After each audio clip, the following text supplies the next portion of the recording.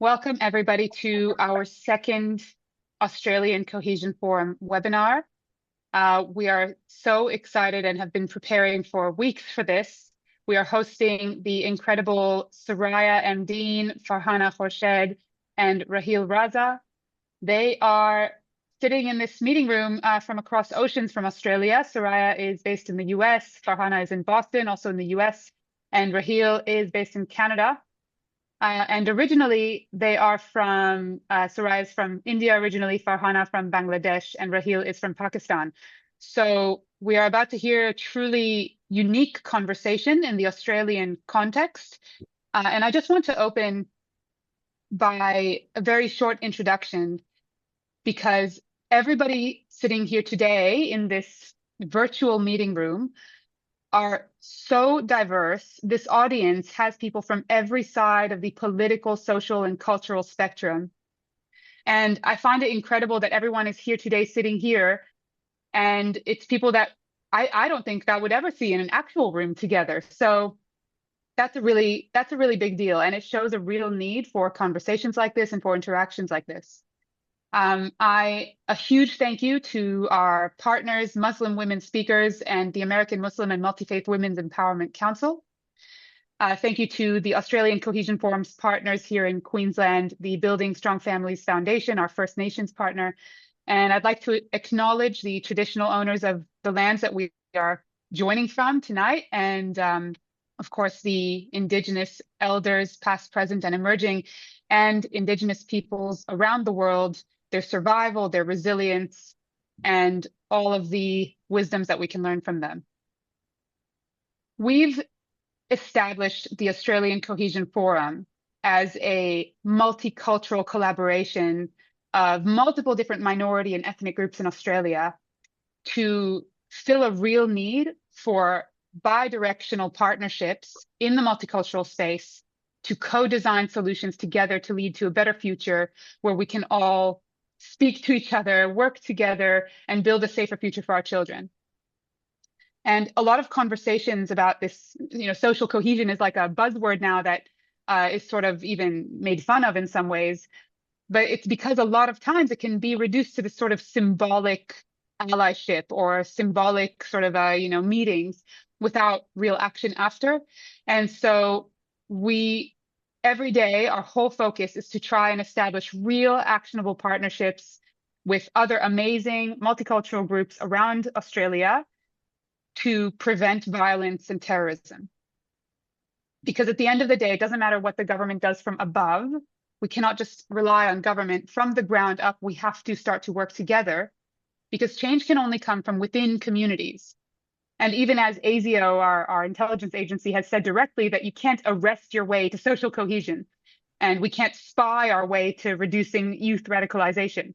It can't just happen from above. So I commend every single person here today who wants to come and listen and hopefully take some action in empowering voices to speak up and come together and work together and have that radical honesty and accountability that it takes to do that, because that's not easy. So tonight we have three incredible women speaking with us. Soraya Mdeen is the founder of Muslim Women Speakers, and she has been for over 12 years now focused on leadership and elevating women's voices. She has this unique sort of energy and never seems to quit. And I just think that she's going to do great things. Raheel Raza is a Canadian Muslim social activist and leader. She's an author, she's an interfaith advocate, and her work spans years and years and years, challenging extremism and advocating for pluralism at great personal cost, also to be commended. Farhana Khorshed is a leader within AMMWEC, the American Muslim Multifaith Women's Empowerment Council, and they're focused on education, empowerment, and practical cooperation across communities. And so these incredible women are working, of course, across oceans, and there may be some US-based listeners here today, but the whole world right now is looking at Australia, because Australia is this beautiful example of multicultural success, of peace, of beauty, of nature, of reconciliation. And especially now, in a time of Australia seeing some of the greatest violence it has ever seen after the Bondi terror attack, we are realizing that there's a problem that needs to be addressed, and we need to address it ourselves as communities, as women, as families, because everything that then explodes into mass violence starts privately and quietly, usually within the home. So it's only through this sort of collaboration that we can empower people to prevent more hate and violence. So thank you very much for being here. Social cohesion, we believe that it is still a real term. It is still something that we all need to work towards, and it's everyone's responsibility. It's not just the responsibility of one community. We all have a part to play in reaching out, working together with other communities, building bridges over difference, and leading with our lived experience and our truth. So thank you so much for being here, and I will hand over to Simon, my co-director at the Australian Cohesion Forum, to ask some questions of these amazing women, and then we will open up a Q&A that I will moderate, and you all in the audience will be able to put your hand up or put a note in the chat, and I will try to give as many people as possible an opportunity to ask questions. Thank you. Thanks, Ros. Great introduction to some incredible women that we're really lucky to have with us today. And yeah, so Soraya, Farhana, Raheel, my question to you to start, because I'm sure everyone wants to hear all about you, is could you tell us a little bit about what brought you to work into this space? What is your why? Why are you doing what you're doing? I'll begin. Raheel, yes. Yes, I've been a human rights activist for most of my life. And for 4 years, I was accredited to the United Nations Human Rights Council in Geneva, where I attended thrice a year to address human rights globally. And there I noticed that no matter what the issues, countries with appalling human rights records, we knew about it, they would accuse Israel of violations while totally ignoring their own. They never looked inward. No matter what was happening in the world, they would say it's Israel's fault. And I looked around waiting to see if somebody would rebut that. My antenna went up and I realized there's something not quite right here. And so I researched, I read, I made inquiries, talked to dozens of people, and made my own educated decision that I need to work against hate and anti-Semitism and work towards Jewish-Muslim dialogue. And so that was the beginning, and it has never stopped. Amazing. Thanks, Raheel. Farhana?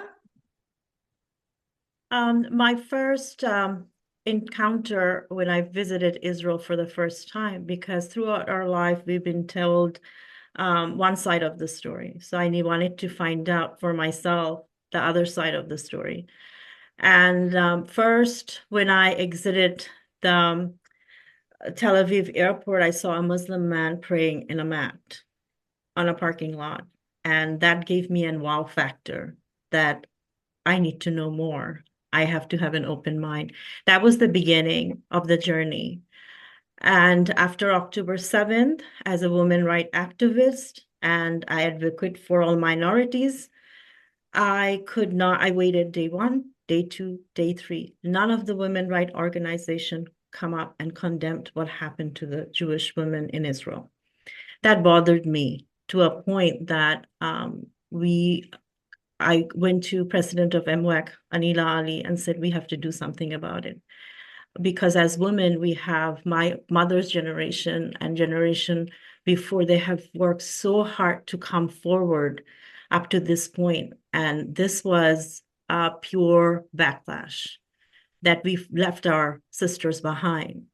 And that got me in a more clarity that to move forward, if we have to live our emotion aside and look at practicality and reality, what we are facing.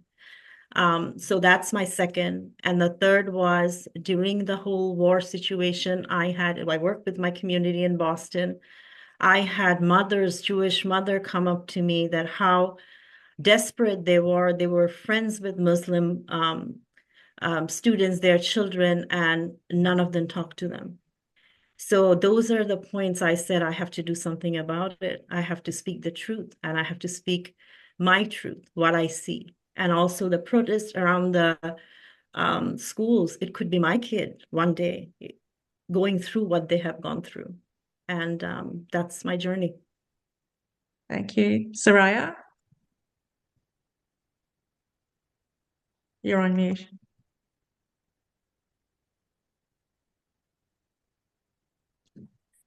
Roz, okay, thank you. I was trying to unmute and it didn't let me.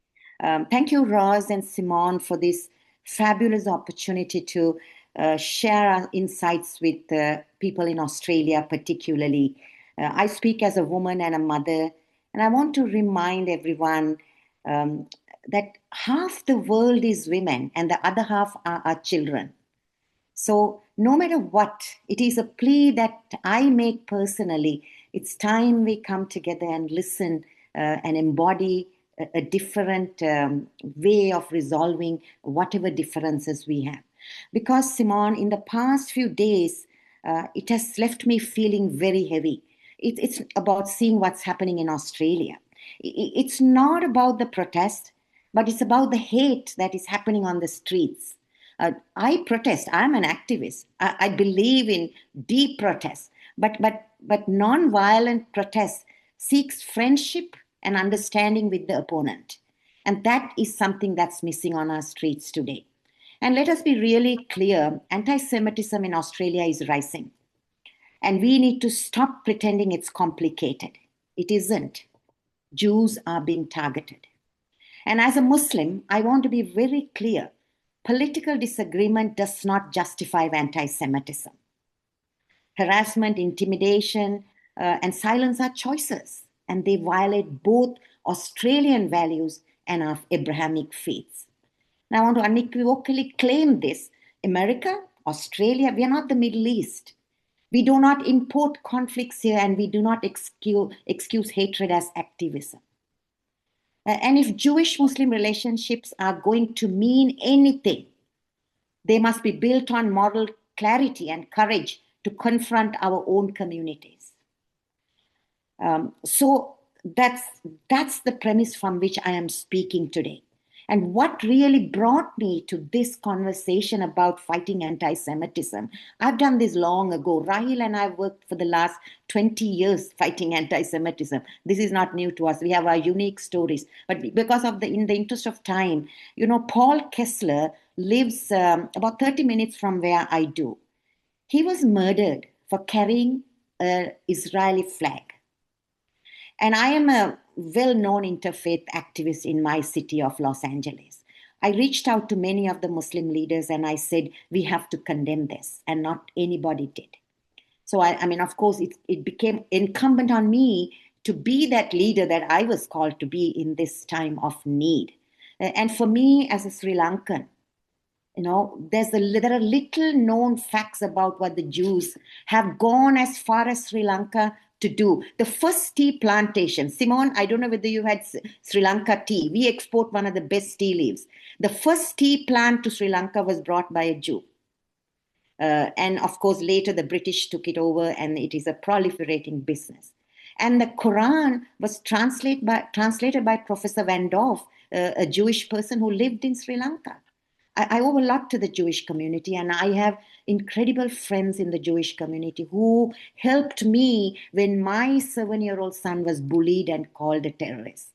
So these stories, I mean, if we have time, we can get into it deep, but this is a personal calling that I stand up for the Jewish people as much as I stand up for the Palestinians who also need our voices. Thank you. Amazing. Thank you, ladies. Often advocacy begins just with a single moment that changes how we see the world, and growth begins when we allow ourselves to question what we're taught. Soraya, back to you again.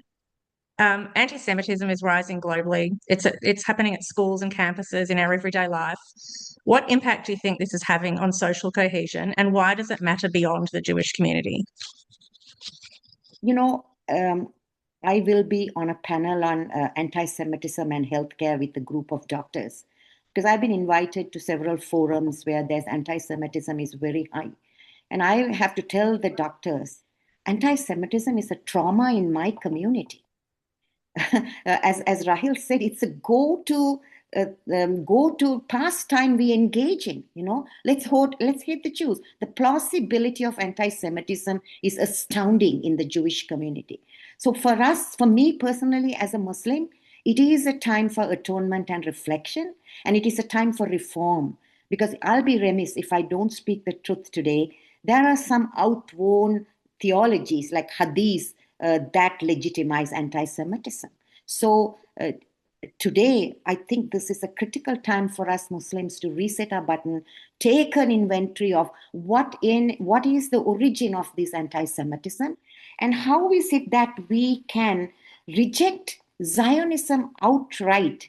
And as we talk about national movements for other countries, how can we do that? And I see a very big double standard in that, where we reject Zionism and we affirm national self-determination movements.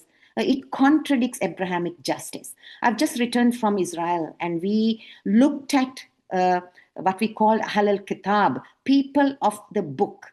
And one of the Jewish rabbis said, it's not even people, Soraya, it is family of the book.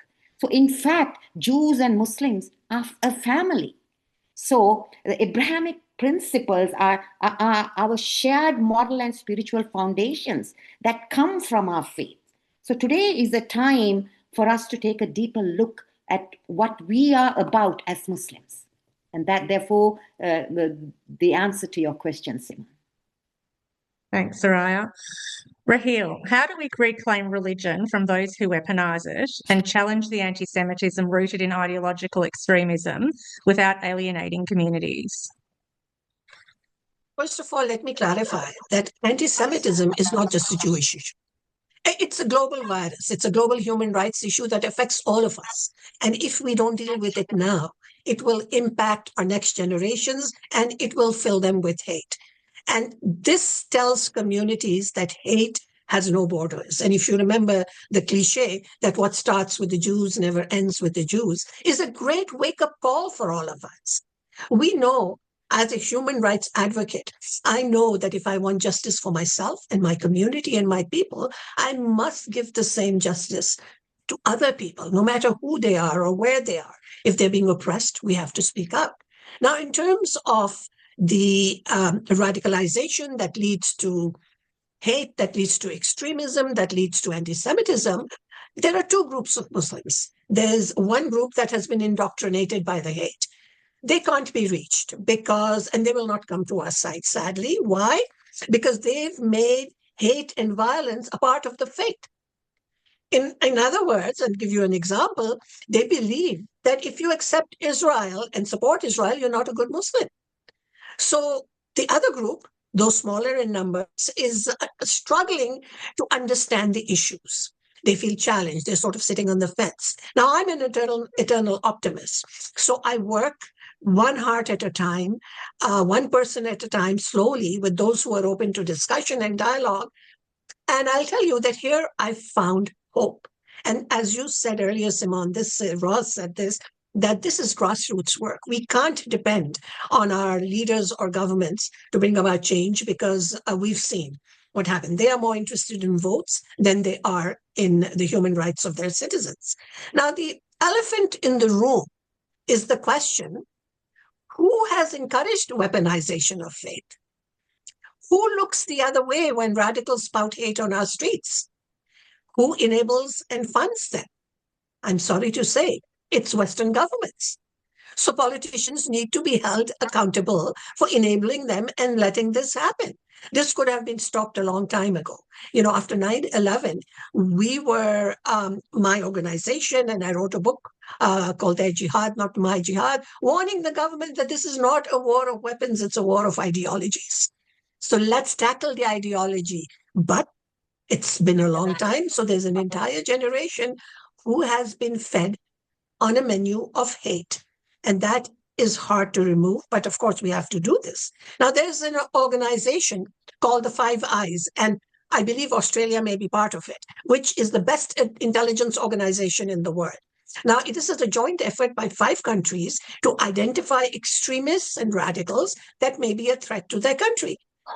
But why is this just to identify? Why no strict action? And everywhere, in every country, in Canada also, we are stumped because there is no strict action. What is there to stop the hate and the radicals while we, as grassroots organizations, do our best in our communities? It doesn't go above a certain level. We don't make policy. We don't make the laws. So policymakers, lawmakers, all have to buy into this. It's a joint effort. We can't just leave it to the Jewish community alone. We are all part of this. We have to say, your battle is my battle, and we have to take it on. And that's what we are doing. The three of us are example of that. So what resistance or backlash have you personally faced for speaking out? Oh, you want to be here all night? Where should I begin? You know, there is some backlash, and my co-panelists will agree with me, that comes to me for my advocacy and activism only because I'm a Muslim and I'm a woman. Right, Soraya and Farhana, nod your heads if you're hearing me. Yeah. So I've received a fatwa for celebrating our Prophet's birthday, which according to the extremists makes me a heretic. And by the way, this is a formal fatwa with a number and a code, and it is a proper document that was issued by a Saudi cleric, where the fatwa company is based in the United States. I mean, if it wasn't so serious, I'd be laughing. But, you know, I was slapped with a hefty lawsuit by a Muslim organization, I would say an Islamist organization, who's been banned in many countries, and they were active here. And when I pointed out and exposed that they have been funneling their charity money to terrorist organizations, they decided to shut me up. And what better way than to launch a lawsuit? I received death threats for leading mixed gender prayers, when all I wanted to show was that women need equal space in the mosque. And, you know, they're not there just to make tea in the basement so that they can't hear the imam, or, you know, this equal space issue has been huge. And I'll go back to the history of Islam. When the first mosque of Islam was built, it was a place where men, women, families, they all went. And so it is something that is literally man-made. The misogyny, the patriarchy, the power, the politics believe that if you keep women sidelined, if you don't let them speak out, so they create religious edicts to say, oh, you know, a woman's voice must not be heard. Soraya had mentioned hadith. That is so anti-women that, and it's all wrong. That is not what the Quran, our holy book, says. So here we are, and, you know, this is what we are fighting. And last but not the least, I keep getting threats from our friends at the IRGC, and they, because of my support and visits to Israel. So I've learned to constantly look over my shoulder and be aware of my surroundings. And what keeps me going is that all these threats are a very small drop in the ocean of the work that has to be done. And what they want to do is shut us up. If they do that, then they win. And I will never allow them to do that. So we can't let it stop us. I know that I'm getting under their skin because of the backlash. And more important for me is my work within the Muslim communities is slowly growing and steadily growing. And more people are coming on board, where if I host an event, many Muslims attend. So, you know, for me, the rewards are much more than worrying about my personal safety. My children are terrified, but, you know, I tell them this is what it is. You have to take chances. Thank you. Thanks. What about you, Farhana? What sort of backlash have you personally faced? Well, I stopped reading comments. You know, we've been called so many names that I couldn't even say it. And also, you know, a family member has, you know, disowned me for whatever reason they have, could not even have a conversation, friend circle. But I look at a brighter picture from all of it, because nobody wants to face the truth head on. And I am, I would say, granddaughter of Second World War survivor who became orphan. She became the widow in Bangladesh War in 1971, raised 7 children.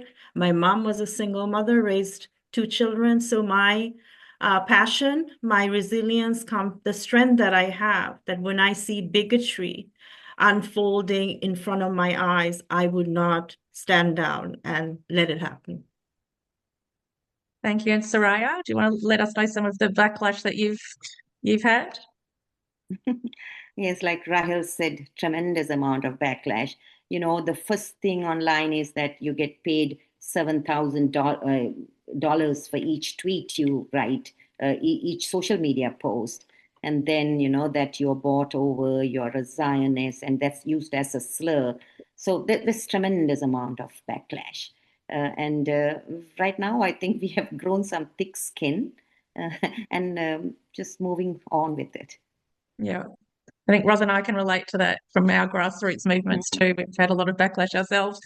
Farhana, how do communities distinguish between political disagreement and anti-Semitism or anti-Zionism, and why does the distinction matter? That distinction is significant because it affects community cohesion, social responsibility, and human rights issues. Understanding the difference helps address legitimate political disclosure, and while combating hate and prejudice. It also enables communities to engage in healthy debates without veering into discrimination against individuals or groups. I would say they examining the content, context, and the intent is must, because intent is if it is a political disagreement, generally resolved with differing opinions and policies. But if it is geared towards targeting individual and reflects prejudice, views against individuals and communities, then that is seen a different view, that is anti-Semitism. And also anti-Zionism may criticize the state of Israel specifically, which can sometimes cross into prejudice territory if it is involved delegitimizing Jewish identity and rights.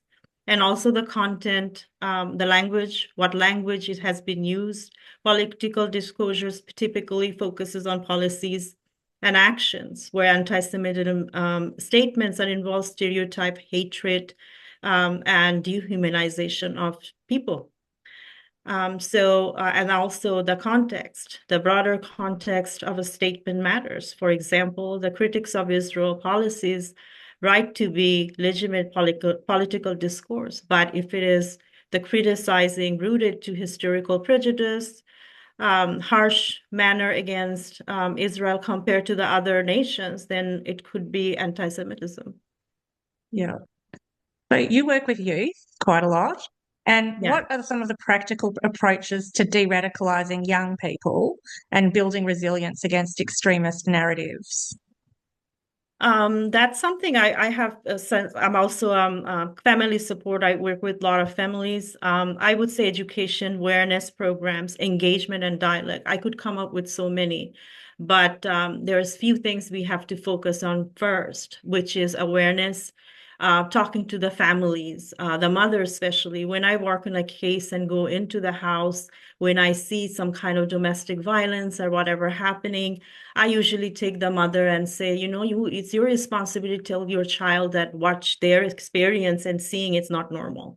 It's almost the same way you have to teach your children, hate and discrimination, how you're nurturing that, and how you can talk to your children by saying that, it's okay to value what you have, but you cannot discriminate your neighbors, your friends, or your coworkers, or anybody who doesn't agree with you or who you don't see as different. I would share something that we have a case that's been a young man who's still in prison when he was a teenager. He was probably 13, 14, burned a U.S. flag. And FBI somehow, tapped him, and he agreed to do some kind of terrorism act, and he's serving life in prison.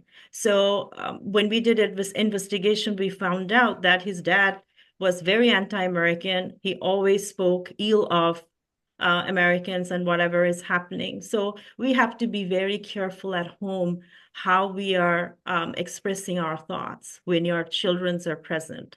And if you do say something negative, then you have to do your reasoning and make them understand that it was out of, anger or whatever you're feeling at the moment. And I think as a parent also that it's your responsibility that critical thinking should be one of the first agenda, that you give that space to your child to think for themselves, make those connections. Also, community engagement. I work with a lot of youth after, as I said, that a lot of Jewish parents, women, mothers came to me and said, their friends are not talking to them, their children's friends. So I have created a youth ambassador program through New England Bangladeshi American Foundation that I own in Boston, Massachusetts. I'm a founder and executive director. So we work with, just working with community, different religious background, different people, just do a project together. It's almost like get to know your neighbor. People are afraid what they're not used to or what they don't know. So challenging your children to have that friend that never been their friend would be the first step. Yeah, I think that's something that Ros and I are working on with Australian Cohesion Forum. We recognise that as an issue here too. Soraya, Jewish-Muslim relationships in Australia have been strained. Where do we begin rebuilding that trust in a practical community level way? This requires deep work, Simone. First, before I answer that question, I also want to make the listeners understand that Muslims are not a monolith. There are Muslims from this Middle East. They just make 15 to 20% of the world Muslims. And we, about 60% of Muslims live in South Asia. So we come from the Indus Valley civilization. Our cultures are different. So we have a really open thoughts and look towards the problem of anti-Semitism. Though, of course, now modern anti-Semitism is virulent. But I want your listeners, to really know this, when you see an act of anti-Semitism, to really see the source of it. Now, you asked me what we can do to repair. I think first thing, Simone and Roz and everybody listening, strengthen the Jewish community from within. That is very critical, because the stronger you stand, the more you can accomplish and battle. And once you have that strength, I would say mobilize, organize yourself and mobilize. Okay, today I'm going to write to the mosque. I'm going to call my friend whom I knew 2 years ago who has not called me. Or I'm going to write a letter. So just take steps, take action. This is a time where we have to get out of our own selves, and continuous action is very important. Not just without a vision. We have to come together. We have to we have to have a vision and then take concrete steps. And then I would say join other interfaith groups. There are a lot of people who are supportive. In my community, I find the Hindus are very open. The Ahmadiyyas are very open and collaborative. And the Christians, most of them are. So we have to find that right person with which we can collaborate. And it's easy to say, but that once you have tried once, that you have failed. Don't do that. Because I think when my son was only 7 years old, he was bullied and he was called a terrorist. So the first thing I did, Simone, was to reach out to interfaith organizations. There's a lot of work we have to do first, because we are all in this valley, right? We're in the valley and we're trying to get to the peak, and it's not easy. But unless we climb with measured precision, with a plan in action, with water in our backpack, we have to have the resources. Because today, sadly, the issues we are facing require creative action. So I would say build interfaith solidarity, interfaith partnerships, and strengthen the community from within. That is very important. Thank you. Thank you. So finally, we'll do a cross-panel question. So Farhana, maybe you want to answer, then Raheel, then Soraya, which is, what is one concrete change that you want to see to reduce anti-Semitism and rebuild trust, whether it's with a community leader or an educator or the government or just an everyday citizen? What's one thing that we can take away from this?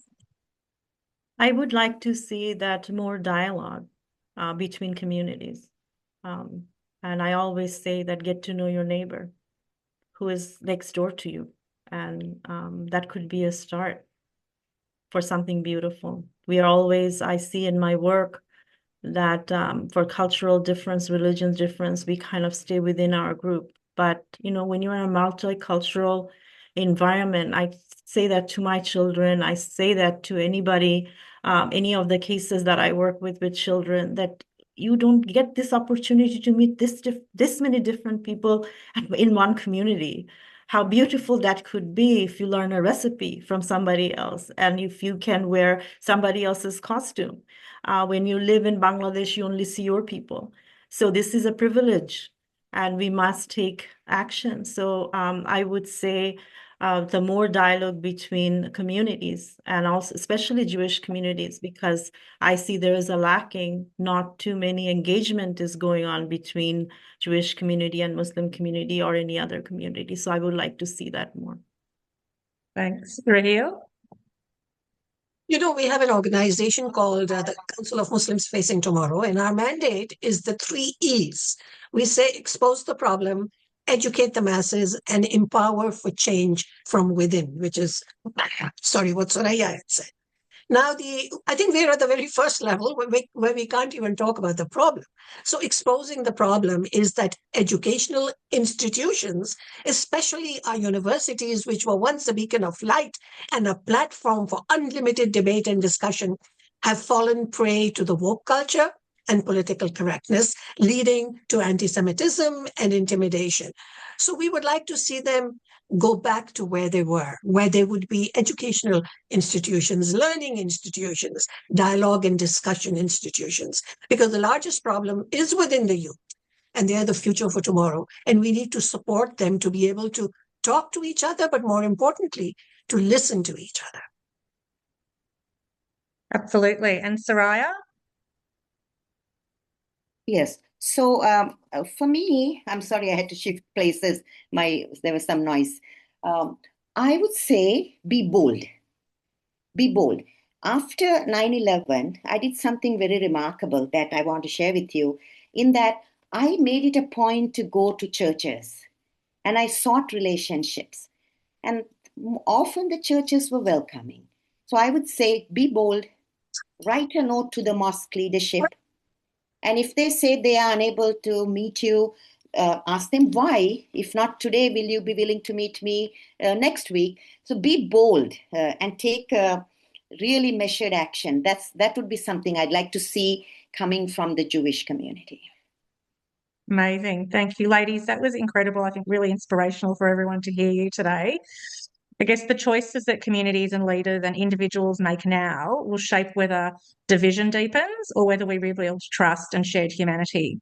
I'd like to open up to the audience now. If you have any questions, to put up your hand, and then we'll go to close from Roz. I'll just jump in really quick. I just wanted to say, before we open up for questions, in Australia specifically, many people in the Jewish community, of course, we care deeply about human rights in general.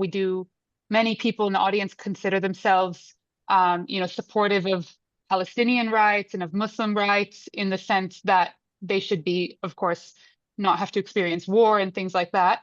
But also while standing strong for our indigenous Jewish identity and the existence of Israel, and of course against anti-Semitism in Australia.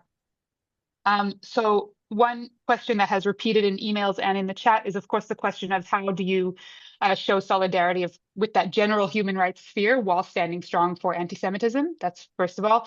And the second thing is to just remember that especially because of the Bondi terror attack, the fear and the real risk is very, very powerful at the moment in Australia. And so and when I say we as part of the Jewish community in Australia, very innocent approaches have been met with not only just rejection, but doxing, threats. Everything you have experienced has happened to just regular kids, youth, family, people here in Australia for very innocent behaviors. So while many people might think, oh, wow, that would be nice to visit my local mosque, and maybe they once a year ago still wanted to, now that's replaced with a deep fear, a deep resentment, and a deep mistrust, which is a correct one in some ways. And the same is probably from the other side. So that's just, yeah. So if you could, I'll kick off the question session with asking about how do we stand for that broader human rights element, Palestinian rights, while standing strong on our identity and while keeping ourselves safe in a very real way in Australia. If one of you wants to answer that.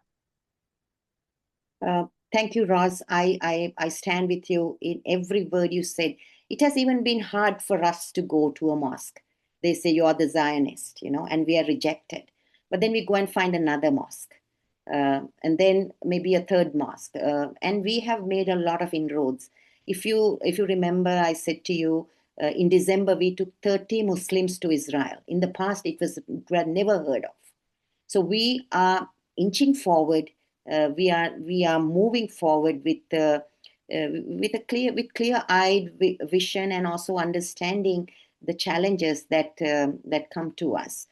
So at this moment, all I can say is look for allies. Don't do it alone. Find a Hindu ally and walk with them to the mosque. Find an interfaith partner, and it's going to be hard because I feel sadly.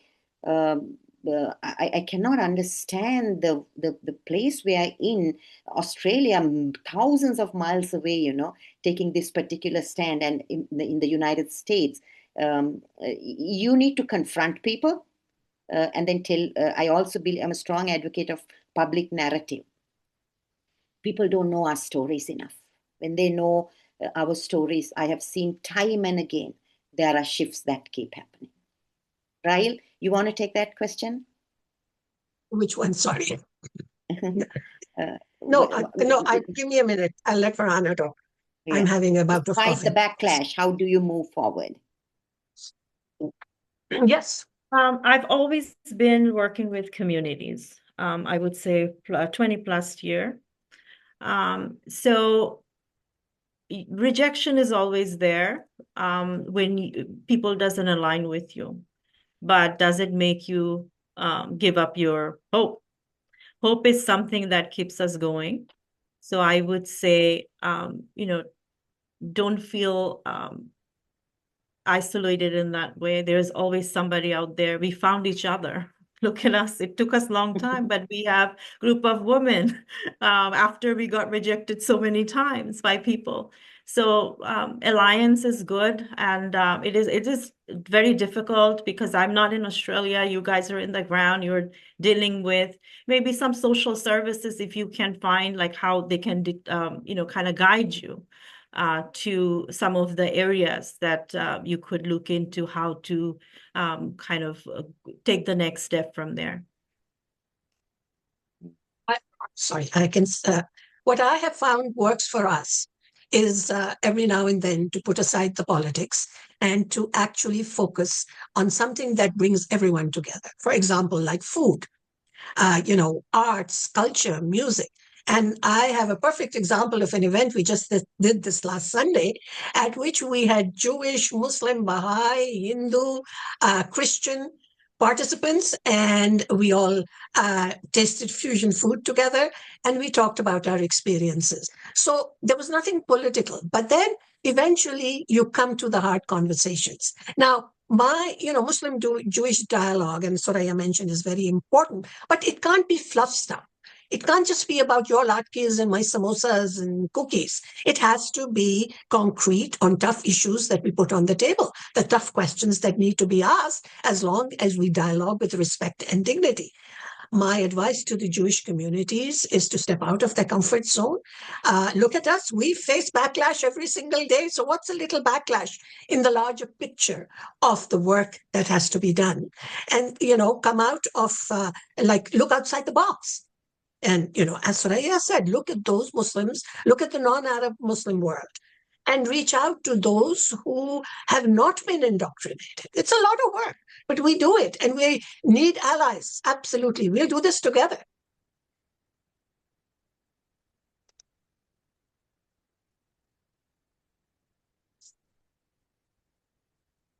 Simon, you're just muted. We'll just let someone ask a question. Go, Sim. Yeah, I was just going to ask David to ask. All good. Yeah, thank you, everybody. Australian police are facing a fair amount of criticism for removing Islamists who were praying in public in Sydney last Monday evening as a form of protest against the Israeli president's visit in Australia. Now, Muslim organisations are asking for an apology from the New South Wales government. Was it reasonable for the police to forcibly remove those who were praying? Or is this really just a case of using prayer as a political demonstration or weapon disguised as a form of religious practice? You're absolutely right, David. It is weaponized. This is how faith is weaponized. So yes, this in the prayers in the public sphere, they are not a necessity. They're a show of force. They're a show of religious supremacy, so to speak. And the Islamists are well known for that. Let me remind all of you that we have a saying by the Prophet that says, "You must follow the laws of the land in which you live." When we adopt a country, like those of us who have come as immigrants to Canada, we must follow the laws of the land unless they go directly against our faith. What these people are trying to prove is that, yes, our faith says that we must pray on the pavement. No, it doesn't. It says pray at home, pray quietly, don't make a public show of it. And they can pray anywhere else where they want. So I am absolutely against this very, very blatant public show of faith in the public square. I agree with Rahil 100%. They have weaponized faith and it is a show. But we have to also understand our governments are complicit in giving this free pass to people. Under the Biden administration living in the United States, we have witnessed this. We have called this out, but no action has been taken. So it has emboldened these people. And what we lack, I always say, is power. And in the community organizing field, we refer to power as organized people. That's why I said, Simone, to your earlier question, we need numbers, When you and I stand up alone, nobody would listen to us, will take us as seriously as they should. But if we have 100 people, saying this is wrong, this is an inconvenience, but that is where change will happen. We have not reached that collective conscience yet. That's when change shifts. And so we don't give up. That is why you have us.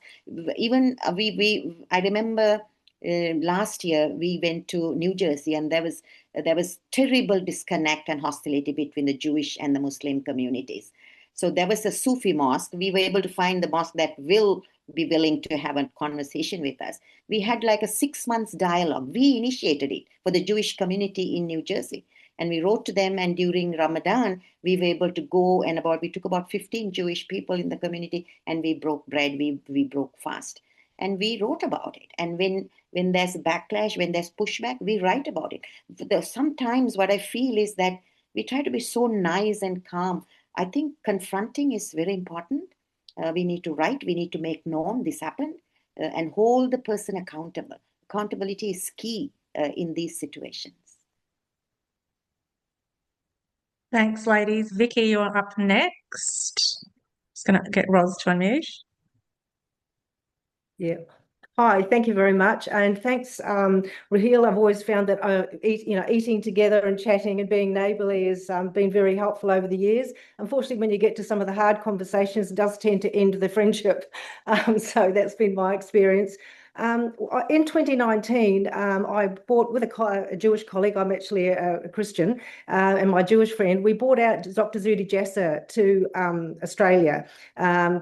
He's with the American Islamic Forum for Democracy. He's a great man, became a great friend, and we love his work. And to run lectures on the merit of the Muslim reform movement.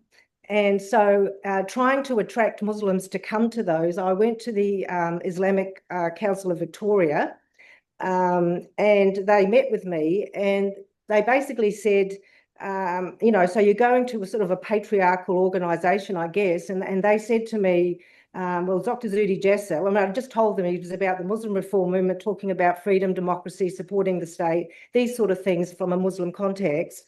And he said to me, well, his ideas are fringe.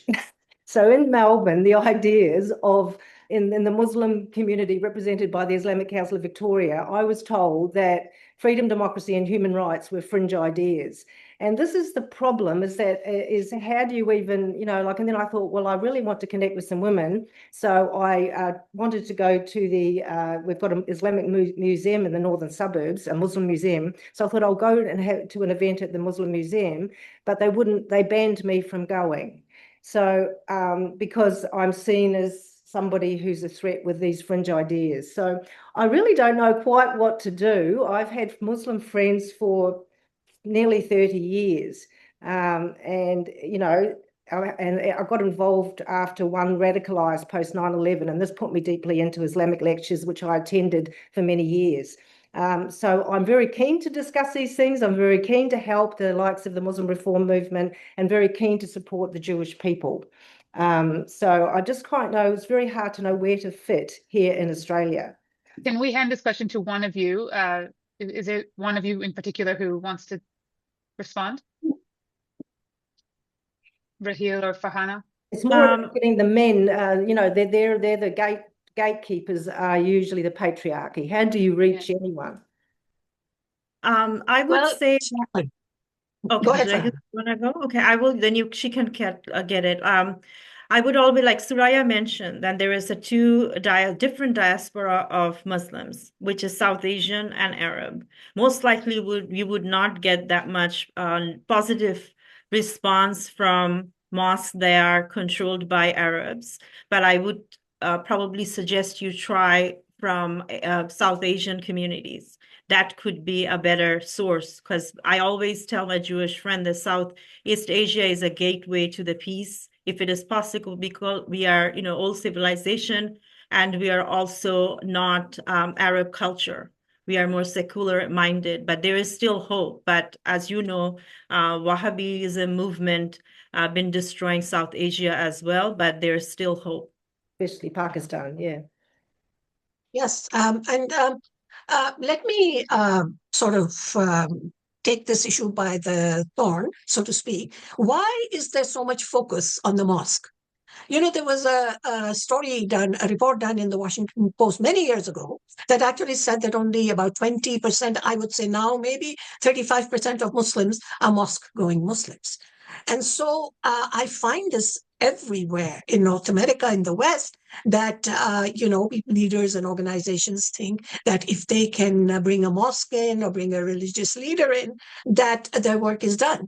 It doesn't have to be a mosque. It doesn't have to be a religious leader. And in fact, they are the ones who are preaching to a congregation, so they have to watch what they're saying. It's about votes and popularity. What we have to do is reach out to the grassroots. And as Farhana said, as Soraya said, those non-Arab communities who are modern. I mean, if you look at Indonesia, it is the largest Muslim country in the world. It is diverse, it is pluralistic, and it is modern. And we haven't reached out to them.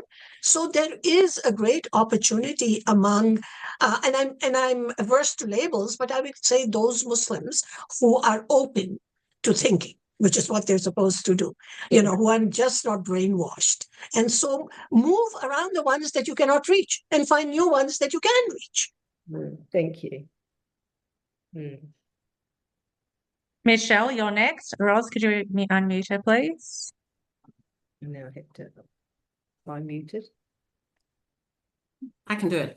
Hi, Raheel, Farhana, and Soraya. Thank you for your heartwarming message today. I think Vicky might have taken a bit of my question, but that's okay. You mentioned, and I know a lot of Jewish, first of all, I'm Michelle and I work for Never Again Is Now, and we are a Christian-founded organisation, but working with Jewish people and Christians to bring allies to stand with the Jewish people against anti-Semitism at this time. My question relates, so Soraya mentioned and used the term outdated hadiths. So it's a two-barrel question. Are you allowed to question hadiths if you are, a practicing Muslim? And secondly, if we compare it to, say, the Christian Reformation of the 1500s, and that really escalated as leaders came on board for that. I know we need to do this at a grassroots level, step by step, but are there leaders? And I know Vicky just mentioned this Reform Islamic group in Melbourne. Is there leadership leading this reform? Well, I think it's really important, first of all, to understand what hadith is. we call it secondary commentary, but it's nothing like what there is in Judaism. Hadith was actually put into place about a couple of 100 years after the death of the Prophet. And it is man-made. They would like the religious clerics would like us to believe that this is divine. But it is not divine. The only thing that is divine is the word of God in the Quran. The Hadith was created, and much of it is very politicized. It was created by the rulers of that time. Much of it is not verified. From over 50,000 Hadiths, there are probably only 2,000 that all Muslims agree upon. So we have, people who actually follow Hadith as though it was the word of God. And a lot of Hadith, by the way, is very anti-women. So yes, you can criticize. Absolutely. We do. We criticize it all the time because there are things in it that are absolutely against human rights. And that is not something that I personally would accept or work with. I'll leave it to Farhana and Soraya to add their portion. I would just add a little thing. Recently, even Saudi Arabia dismissed 99% of the Hadiths. So Yes. there you go. Ros, you've raised your hand. Yes, well, I would like to bring in a question from the chat. So we've had a question here that I'll just slightly keep a bit more open than the way it's framed and the way it's written. But the question is, in what way do you advise to acknowledge Palestinian people, their suffering, their freedoms, this part of the issue? In what way do you acknowledge that?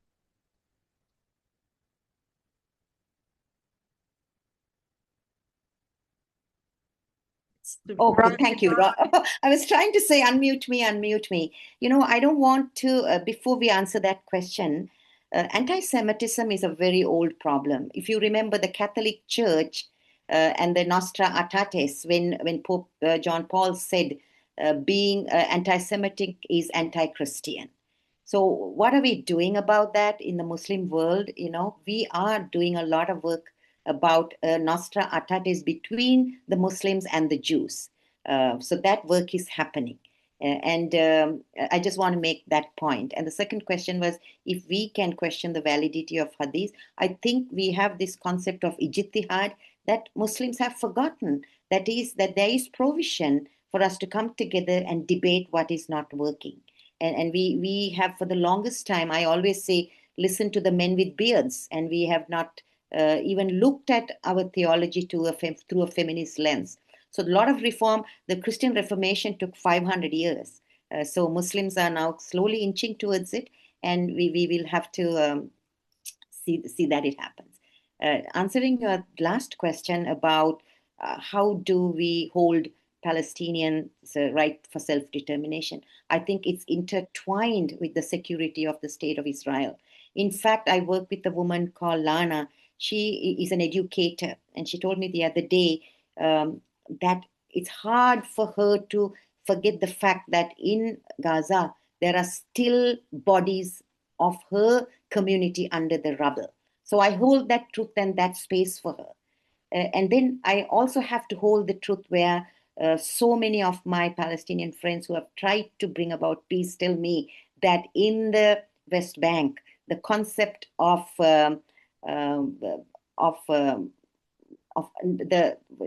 there's an Arabic word for that. I'm just drawing a blank here. Mukawama is no peace with the Jew. So that is also another truth that I hold. Why is there no peace? If it's a small plot of land, we could have had peace.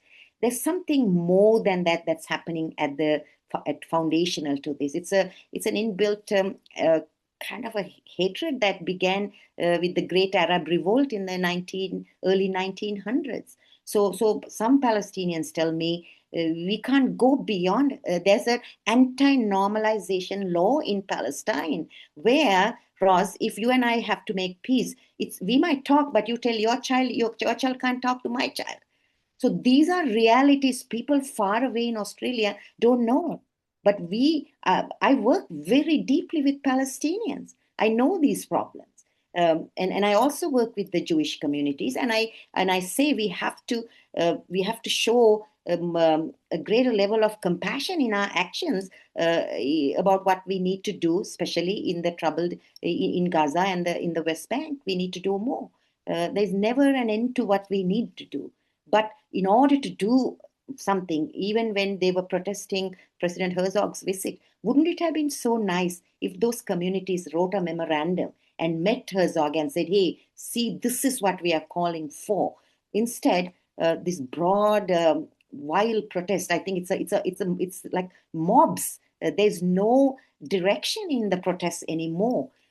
So I think we need to, if we are going to hold Palestinian welfare, I was once interviewing a person from Palestine. He's a Gazan. He said to me, please tell the diaspora Palestinians they're not helping us.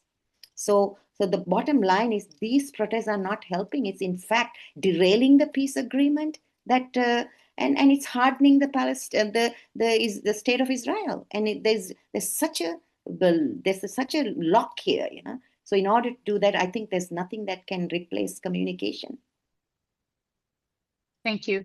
That's a really great response. I'll actually, I know probably all of you have amazing responses, but I'll just move on to another question directed at Raheel and Farhana.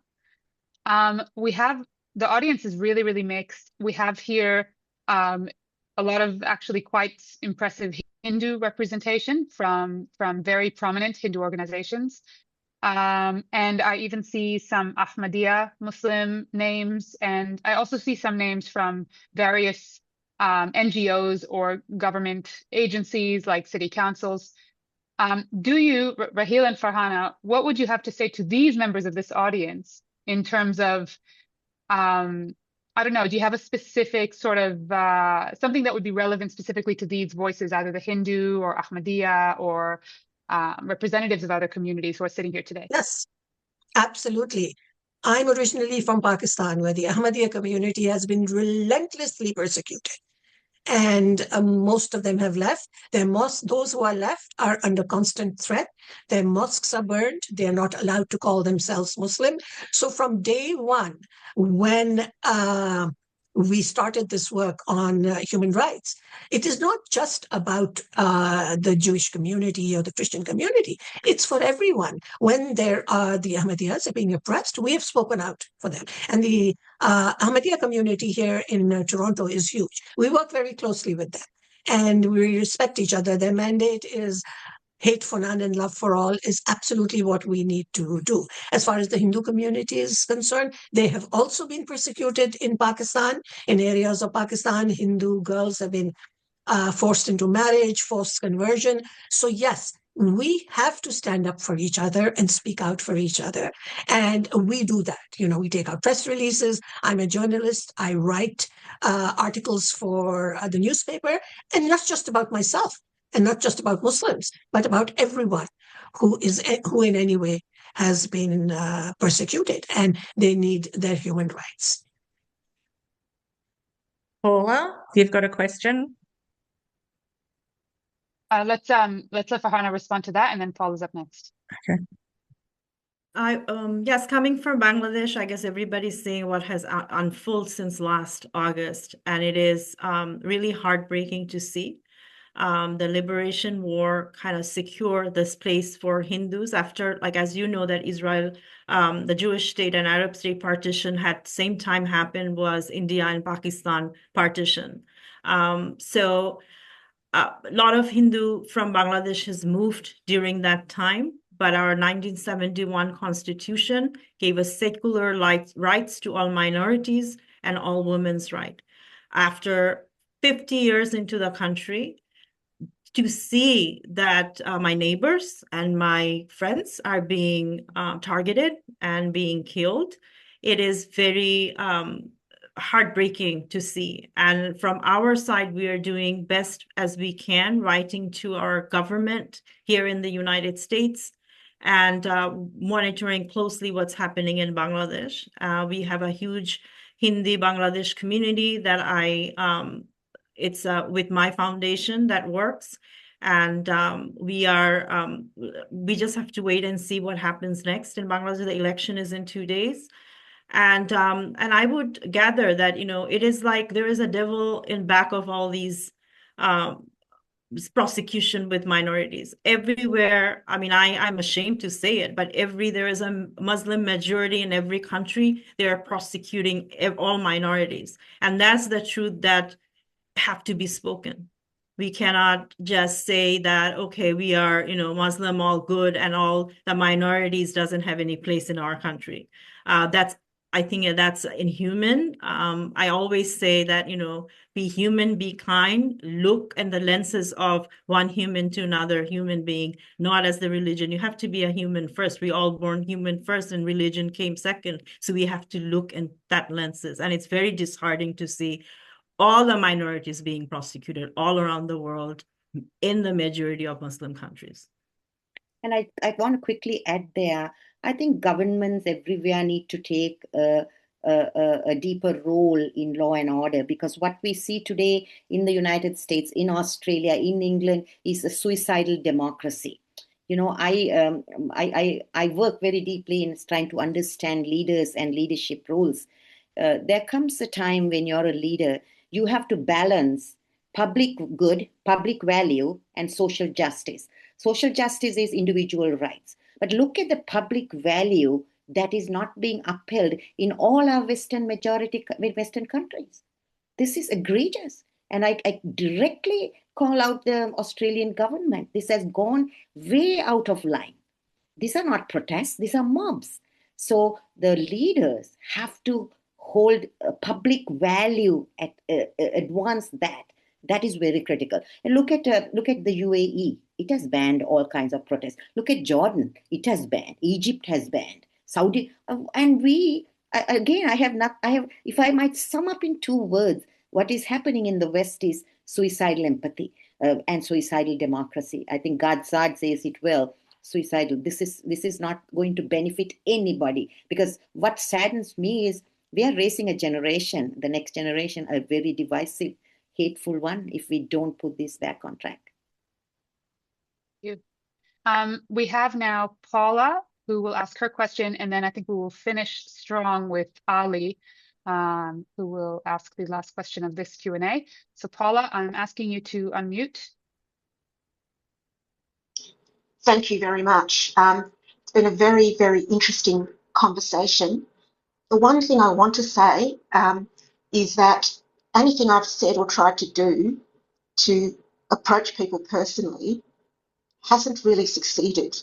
I feel that the words you were speaking today, which are words of wisdom, and I thank you all, is not the words that are being featured on, say, the ABC, the national broadcaster, or that the government is not acknowledging in their speech. If there's any way that the 3 of you can have a web thing with the Prime Minister and have this sort of conversation, that would be valuable. Because what I see is such that the laws are not being enforced. We have a breakdown from top to bottom and bottom to top. And so what you're saying are brilliant strategies, but for 40 minutes, yesterday or the day before, we had 2 Greens senators, the leader of the mob rule protests, and a person who had been injured by a violent policeman speaking on the ABC for 40 minutes, and then a 5-second police justification without any moderate. So I guess the question here is, if when everything is against us, what really can be done on a personal level? How can we get the moderate or wise approach, which shows the difficulty of both sides, into the public sphere? Because that's what's needed. And yeah, that's my question, really. Yeah, I want to take that question. Have you tried narrowing the scope of your action? Narrow it to your community, to the periphery of, let's say, you're on a certain lane or a certain small area, and try to map out something, who the stakeholders might be. And if we can come up with a strategic plan, what is happening outside sometimes is beyond our control. But if you can map out some action and then tell that particular action to the world, I work a lot in Nigeria. Nigeria is a country of particular concern for their religious freedom violations. 2,500 Christians were killed last year. There's severe Christian persecution. So we have, with government, with impunity, it's very hard for ordinary people like us. So what we are now doing is teaching women to tell their stories and to tape it and to put it in social media. So every little incident, I would say, document it, write it, let the world know what happened. Let your community know, because then it's kind of shaming the person who's not stepping up, being a nice human. We might find a better word, but I believe there's a lot of need for us to confront and expose, because it is not right. Legitimizing hate is not good. So my advice would be, keep it really small. I would say just 2 or 3 lanes in the community you live, map it, go visit, tap the door, give a flyer, do something creative that even we can follow, break that barrier. And maybe you have done it. I'm sorry if I'm oversimplifying it, but I'm just thinking little actions can go a long way. Soraya, I think, again, I'm dying to know what everybody thinks, but I think that encapsulates it really well. Let's go to Ali, and depending on his question, we'll start with Farhana and Raheel, and maybe we'll finish with Soraya, and then I will close off and summarize and tell you all what's next after this webinar.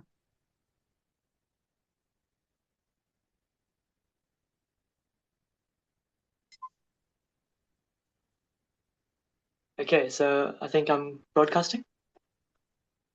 Yes. Yep, I'm live. Okay, cool.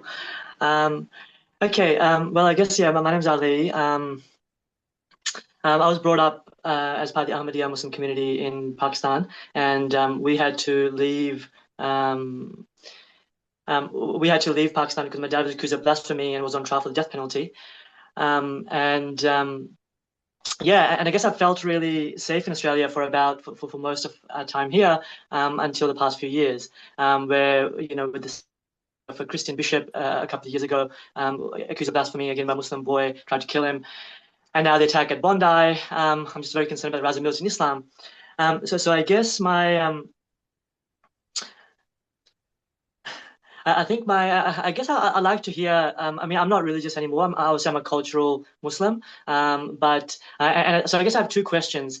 And I think, sorry, 1 small observation and 2 questions. The small observation is this: I love a lot of the messages you guys have said. I think as a school teacher, I think education is very important, as well as I think our own personal experiences and sharing our stories. I know when I share my story, even people on the hard left, many of them are baffled that people can be killed for saying a few words. So I think there's real power in sharing stories. And my own anti-prejudice against Jewish community came undone through making Jewish friends and having to question the scripture as a result, and having to equate my positive experiences with Jews with negative depiction in the scripture. My question, I guess, is, two, I'd like to, a few of you mentioned Ahmadis, and I'm keen to hear what your experiences have been with the Ahmadi community in your respective areas. And 2, and this is specifically with Raheel, but anyone else as well. Thank you, Raheel, for your work, by the way. But my question is, you mentioned about hadith, about being critical of the hadith, but for example, I find there's some quite concerning stuff in the Quran as well, including mainstream interpretations of the Quran. So as you probably know, there's a verse in the Quran that says if you fear disobedience from your wife, then one of the options available to you is to beat her up. So I'm curious to hear what your views are, like in terms of reforming Quranic interpretation, as well as tackling the hadith and your broad experience of working with the Ahmadis. And because I have some concerns about the Ahmadi community as well. Like, women can't vote, for example, in the Ahmadi community. It's not perfect. There's a lot of issues within the community as well. So I'm keen to hear kind of your perspectives. Thank you, Ali. Okay. I want the whole webinar just on that. Yeah, absolutely. I was just thinking, I think we need that, because there is a lot to unpack here. But very quickly, I will tell you that my little personal rebellion against this was that when I went to get my Pakistani passport renewed here in Canada, they said you have to sign this document that says that Ahmadiyyas are not Muslims. And I said, I will not do that. and I revoked my Pakistani passport because I would not sign that document. I said, who are you to decide that they are not Muslim? And that was the end of it. But also, it might be very interesting for you to know, Ali, that in Haifa in Israel, there is this huge, beautiful Ahmadiyya mosque, which overlooks the Mediterranean. And we went there and we met the Imam. And we work here in Canada, which is, I believe, one of the largest Ahmadiyya communities outside of Pakistan. They have a big mosque and they're very active, and we work very closely with them. You know, none of us have to agree with each other on everything, but it is what we are commonly hold together and what we respect communally that we need to talk to each other.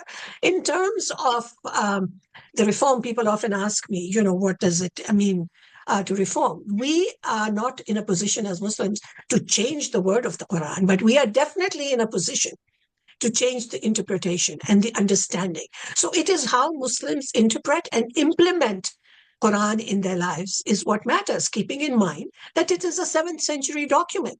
So there are a lot of things that are not applicable in the 21st century. And for example, armed jihad. Armed jihad was applicable in the 7th century because that's all they knew on how to relate to each other. There were no councils, there were no security councils, so there were no nation states. So that was the way they attacked each other. But today, we don't need armed jihad. So we need to park it in the parking lot of the 7th century, like slavery and many other things. And in terms of women's rights, yes, there are many Quranic translations. And by the way, they have been done primarily 99% by men. Not that I have anything against men, but it's a different perspective. And when the first woman, Laila, trying to remember her last name, she translated the Quran. She translated this verse in a very different way. And so, you know, we as Muslims believe that the Quran is the divine word of God, but the interpretation is human. And there are more than, you know, one kind of interpretation and translation. And that is open to discussion and debate and change, and we have to do it. And to add to that, in the Muslim world, especially even in America, we have people who are versed in the text but not the context. We have a exodus of Muslim theologians, imams coming from countries that have very punitive laws, and they have legitimized all these provisions. And I am never shy to say there's a lot of doctrinal legitimacy for violence in the Quran. I'm only shy to say our religious actors have failed to give it new interpretation, and which is a huge failure on their part.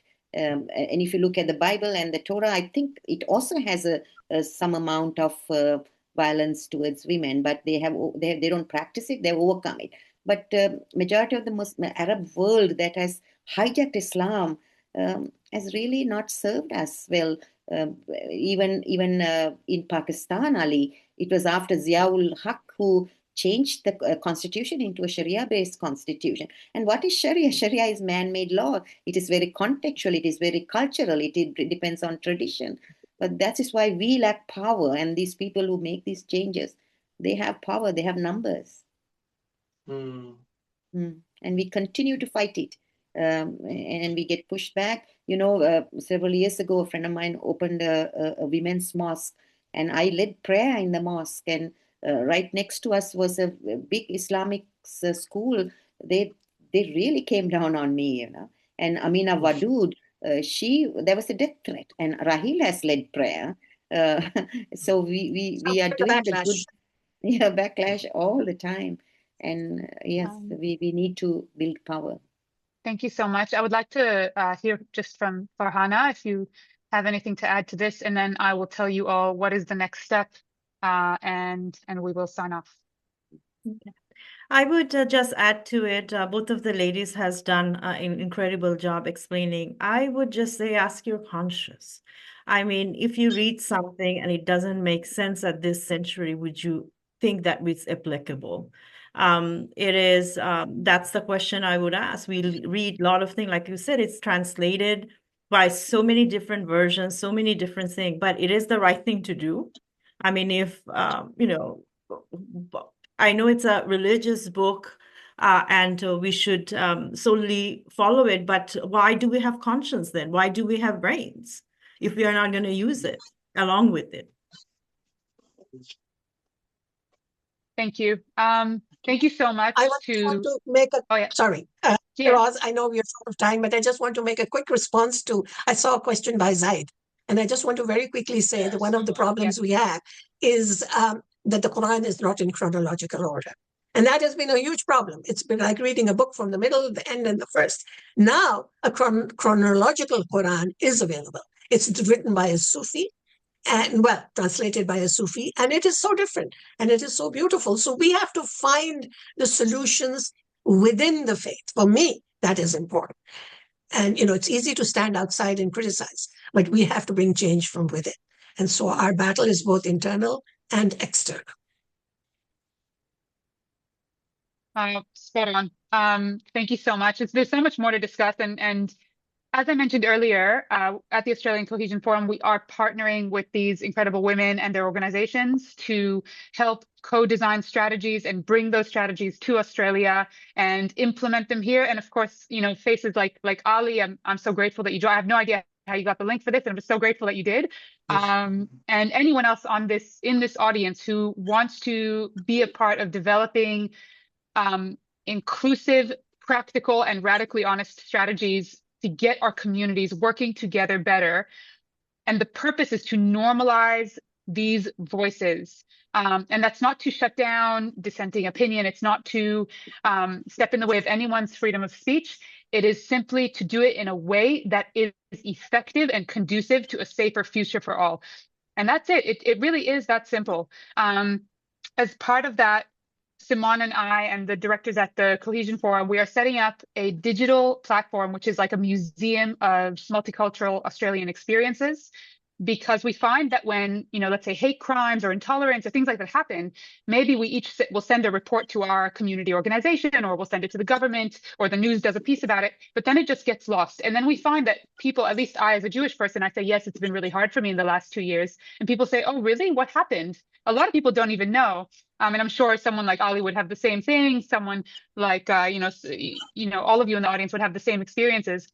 So we're developing a one place where people can just scroll and see every single thing that's been happening, positive and negative, whether it's resilience and belonging, or it's intolerance and racism.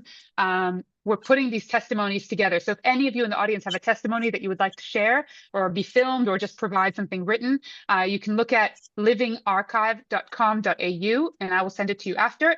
A prototype is up, so it's a bit rough. Forgive me if there's any bugs, but that's what we're working on developing, as well as do active outreach to other communities and start to work together to just improve this situation. So thank you so much to all of you. I think this conversation is endless things that we can discuss. And if any of you have questions, please just email them to us, and we will make sure they get to the right place, or if you have any ideas. And Simone, did I forget anything? You've covered everything perfectly. Thank you, Roz. Thank you, ladies. That was incredible. And thank you, everyone, for attending today. Oh, I will just say one last thing. Right. I was just going to say about reform. I was raised in Israel, and we have a phrase, Shiv'im panim laTorah, which means that for every word in the Old Testament, there's 70 faces. There's 70 interpretations of every single word. And it's something that my culture has learned to contain and learn to manage, having that difference, having that push and pull, and having those myriad of interpretations for every little thing. And I do have high hopes that other cultures and other faiths can learn to contend with this level of complexity as well. So I'm hopeful. Thank you. Thank you. Bye, everyone. Good night, everyone. God bless. Thank you, everyone. Thank you.